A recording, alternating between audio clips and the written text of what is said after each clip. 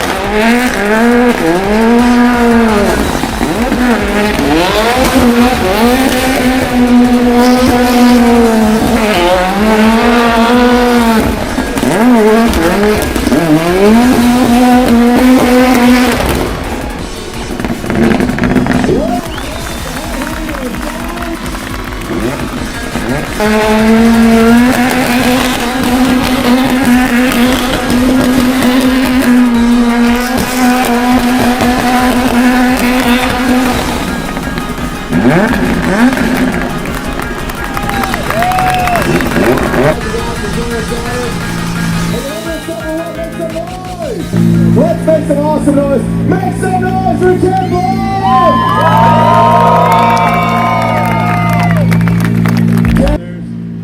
2013년 캔블락 내한 이후 두 번째로 본 퍼포먼스. 현장에선 한창 비가 내리고 있었는데 오히려 비에 젖은 노면이 더 멋진 장면을 만들어내지 않았나 싶네요.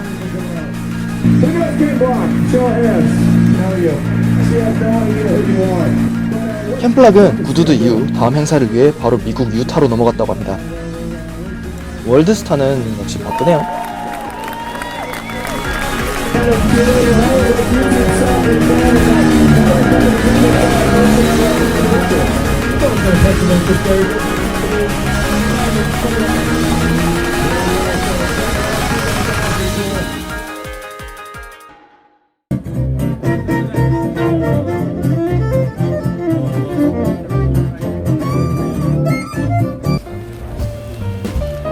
아레나에서의 인상 깊었던 퍼포먼스를 뒤로 하고 계속해서 축제를 즐기기 위해 이리저리 다녀봅니다. 도중에 만난 아바스의 클래식 스포츠 쿠페들이 꽤나 인상적이었죠.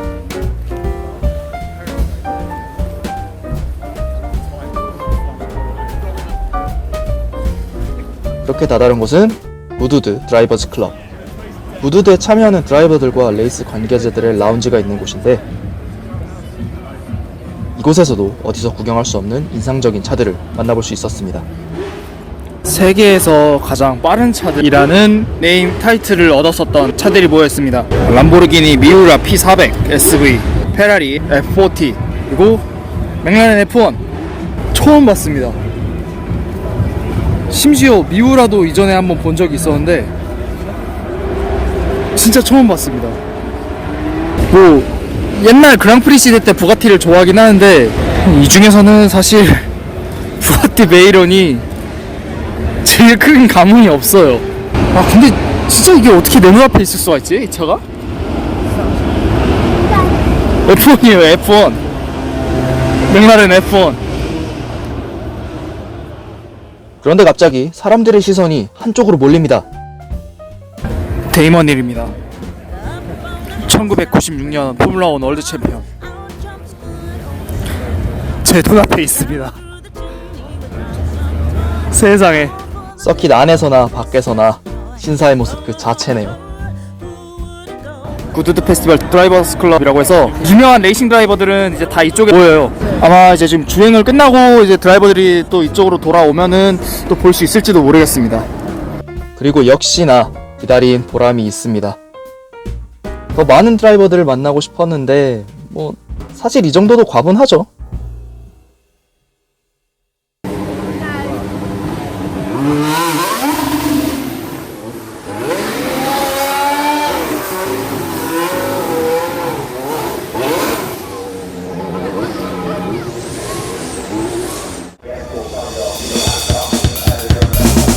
무두드 힐클라임은 어디까지나 이벤트 주행이지만 그렇다고 경쟁의 요소가 아예 없는 건 아닙니다.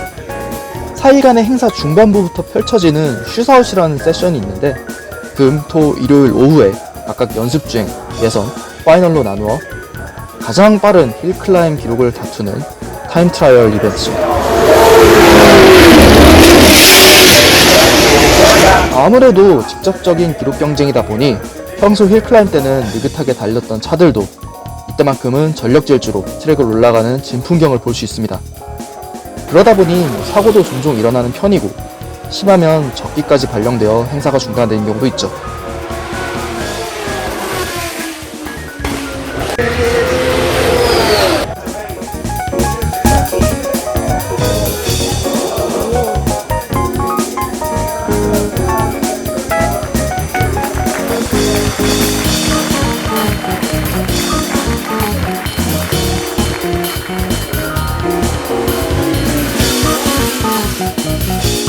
슈사웃에 참가할 수 있는 차는 크게 제한이 없었지만 99년 리카이드 펠트의 맥라렌 MP4 13 이후에는 안전상의 문제로 F1 레이스카의 기록 경신은 금지되고 있습니다. 그럼에도 불구하고 맥라렌의 기록은 2018년까지 계속 유지되었고 마침내 이번 행사에서 폭스바겐 IDR이 19년 만에 기록을 새롭게 세우게 되었죠. 슈다웃을 관람하고 이동하는 길에 정말 우연히도 포르쉐 타이칸을 마주하게 되었습니다. 당시에는 정식 공개되기 전이라서 위장 래핑이 씌워진 모습이었는데 자세히 보니까 정말 미션 2와 크게 다르지 않았어서 굉장히 신기했던 기억이 나더라고요.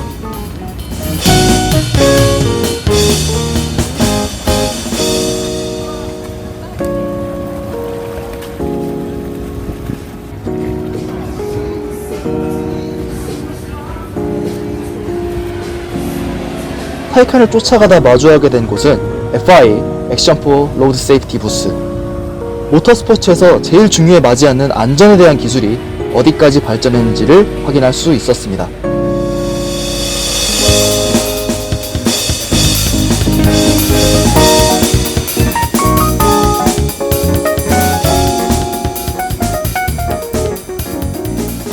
한국에서도 F1은 몰라도 슈마허라고 하면 어렴풋이라도 아시는 분들이 꽤 있죠. 그만큼 F1 역사, 나아가서는 모터스포츠 역사에 큰 획을 긋는 영향력을 가지는 황제 미하엘 슈마허. 지금 보러 가는 것은 그 미하엘 슈마허를 기념하기 위한 셀러브레이션 이벤트입니다. 행사 마지막 날인 일요일 오후에 진행되었으니 사실상 이번 2019 우드드 페스티벌의 메인 이벤트나 다름없었죠.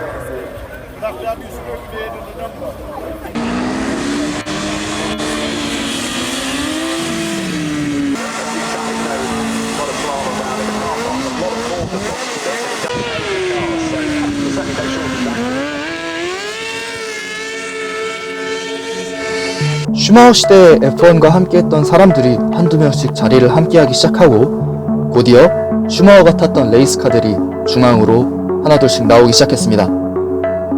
가장 빛나는 것은 그의 월드 챔피언 시절과 함께했던 베네톤과 페라리의 레이스카들.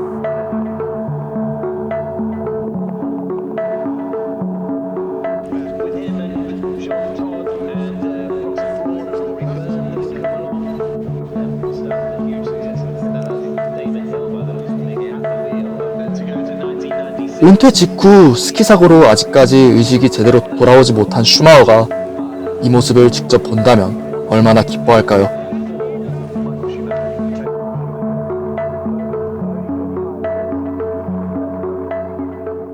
미하엘 슈마허, 1969년 독일 출생. 4살 때 아버지가 만들어다준 카트로 레이스 입문. 1987년 유럽 카트 챔피언, 1990년 포뮬러 3 챔피언, 그리고 91년 조던 소속으로 F1 데뷔. 1994년 첫 월드 챔피언을 거머쥐고 이듬해인 95년까지 더블런 타이틀 획득. 이후 페라리에서 2000년부터 2004년까지 5년 연속으로 월드 챔피언을 달성하며 통상 7회의 기록 보유.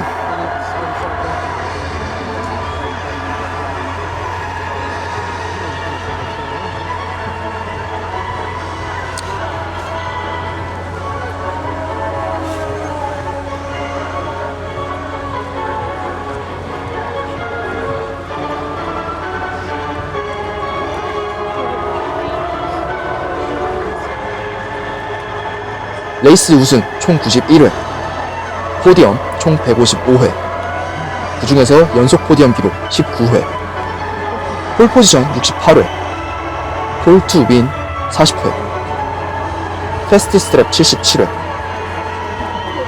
142레이스 총 5111랩을 선두로 주행. 이 모든 기록들은 이제서야 루이스 해밀턴이 넘어섰거나 곧 넘어서려고 하는 기록들이죠. 영상에 집중하는 사이 중앙에 사람들이 더 많아졌네요. 이 모든 차들, 모든 사람들, 그리고 이 모든 광경들이 오로지 단 한 사람으로 인해 모였다는 것이 그저 경이롭기만 합니다. 여기 지금 장토드랑 믹 슈마허랑 다 와 있습니다. Fantastic to have them all here at the house celebrating he won his first title.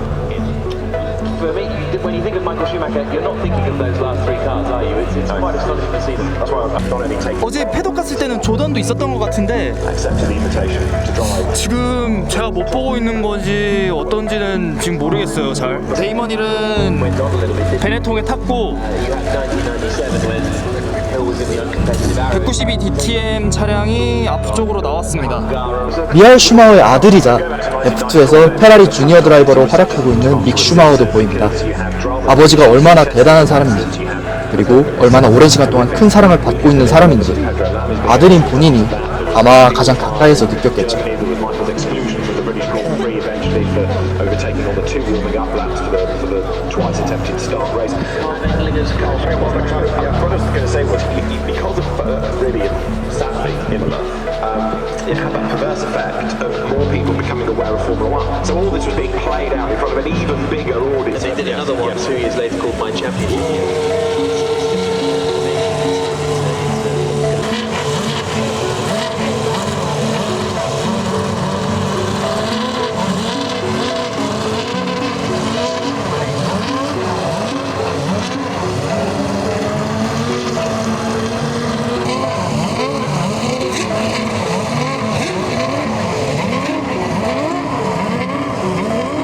F1 스타팅 그리드를 방불케 하는 이 위압감. 와.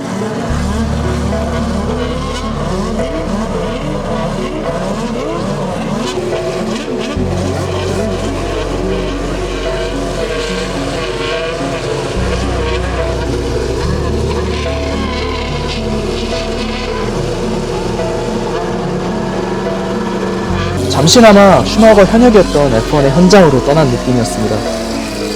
물론 사실 그때와는 결코 비교할 순 없겠죠.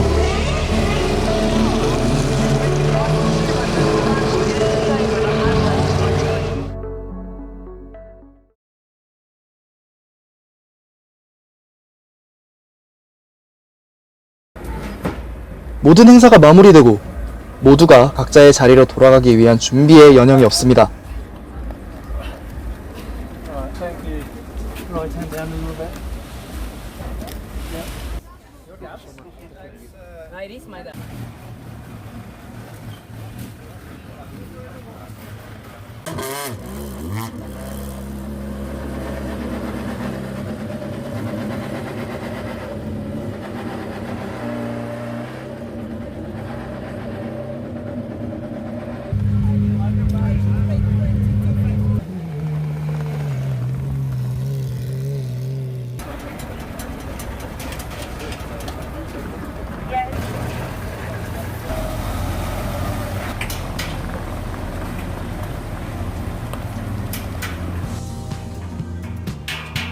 관계자들에게는 정신없는 시간이겠지만 행사의 마지막에 마지막까지 남아있는 팬들에게는 사실 이때만큼 중요한 시간도 없을 겁니다.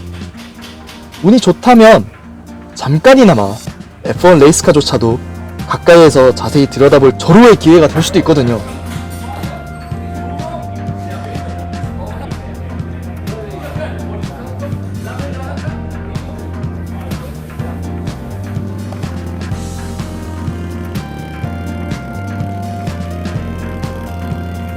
그렇게 하나둘 가림막이 쳐지고 떠나가는 레이스카드를 보면서 금세 꿈만 같았던 4일간의 여정이 모두 마무리됐음이 실감났습니다.